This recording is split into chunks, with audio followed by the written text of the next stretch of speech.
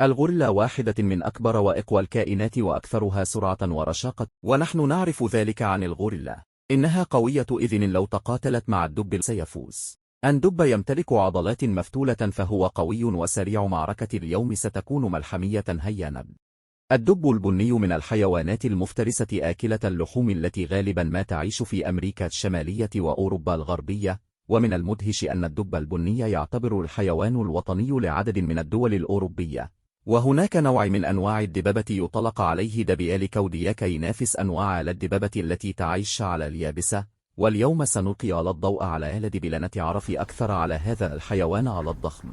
الدب يمتلك حجم يصل إلى 650 كيلو جرام.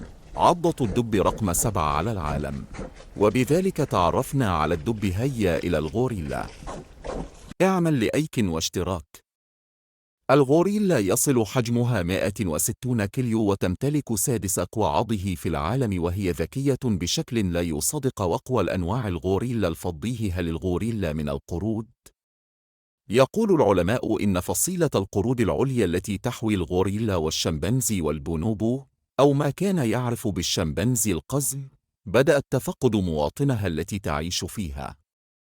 وطبقا لهذه الدراسة التي تعد الأولى من نوعها في القارة الإفريقية، سجل العلماء انخفاضا كبيرا في أعداد المواطن التي تتناسب مع طريقة عيش هذه الفصيلة. حجم الدب يصل إلى 635 كيلو جرام.